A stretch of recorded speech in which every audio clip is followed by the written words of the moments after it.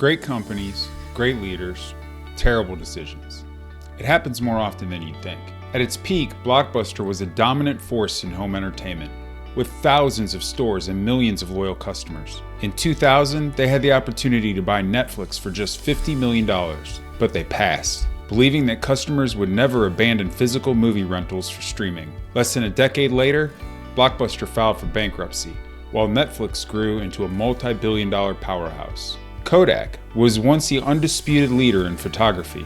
In fact, they invented the first digital camera in 1975, but they shelved the technology, fearing it would cannibalize their lucrative film business. As digital photography exploded, Kodak fell behind, eventually declaring bankruptcy in 2012. Then there's New Coke, one of the most infamous product flops of all time. In the 1980s, Coca-Cola saw Pepsi gaining market share and decided to reformulate its classic drink. They spent millions on research and taste tests showing consumers liked New Coke better, but they didn't account for the emotional attachment people had to the original formula. The backlash was so intense that Coca-Cola was forced to bring back Coca-Cola Classic just 3 months later.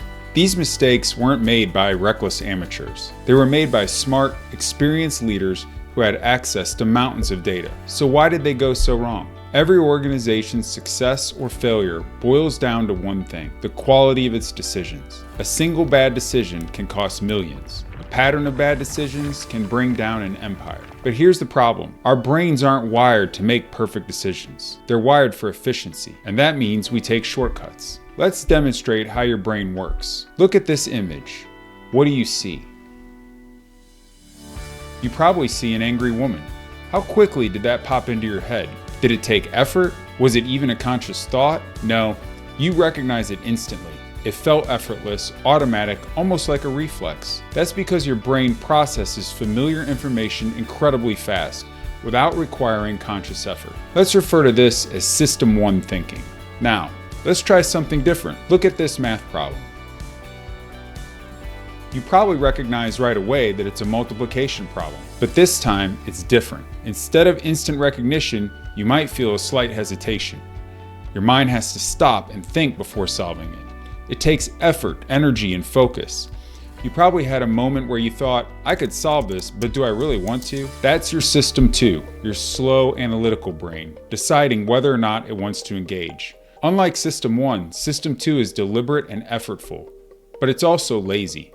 It only kicks in when absolutely necessary. Before we go further, let's talk about these two systems. Daniel Kahneman and Amos Tversky, two of the most influential researchers in decision-making science, developed the concept of System 1 and System 2 thinking to explain how our brains process information. Let's break it down. System 1 is for fast thinking. System 2 is for slow thinking. System 1 is automatic and effortless. System 2 requires effort and focus. System 1 thinking is intuitive and emotional, where System 2 thinking is logical and deliberate. System 1 uses shortcuts and patterns, where System 2 analyzes data and checks for accuracy. System 1 is prone to biases and errors. System 2 is more reliable, but it's slower. System 1 is great for quick, everyday decisions, like recognizing faces, driving on familiar roads, or reacting to danger. But when we need to analyze something complex, System 2 has to take over.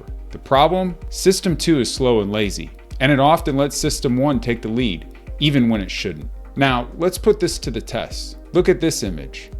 What do you see in the left-hand box? What do you see in the right-hand box? If you're like most people, you saw ABC on the left and 12, 13, 14 on the right. But look again. The B and the 13 are actually the exact same shape. Your System 1 automatically processed them in context, assuming it knew what was there. It didn't stop to question it. And this is where decision traps begin. System 1 has one job: make decisions as fast as possible. It uses shortcuts and assumptions to get us through our day without having to analyze every tiny detail. Most of the time, that's great. It allows us to function efficiently. But sometimes, especially when decisions involve complexity or uncertainty, those shortcuts can lead us straight into a trap. Here's a classic example. Solve this problem. A bat and a ball cost $1.10. The bat costs $1 more than the ball. How much does the ball cost?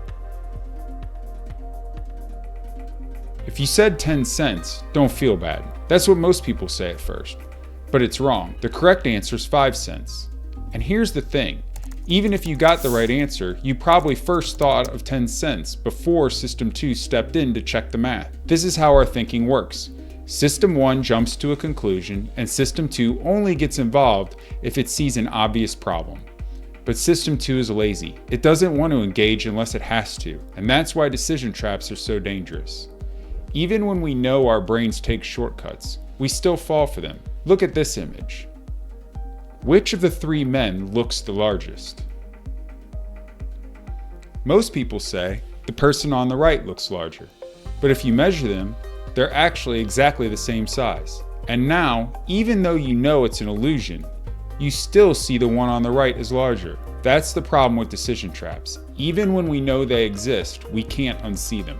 Daniel Kahneman, the Nobel Prize-winning psychologist, put it this way: the best we can do is learn to recognize situations in which mistakes are likely and try harder to avoid significant mistakes when the stakes are high. But here's the good news. Training works. Research shows that when people are trained to recognize decision traps, they're far more likely to spot them before making critical decisions. That's exactly what we're going to do in this module. We'll walk through some of the most common and costly decision traps, showing you exactly how they work and how to avoid them.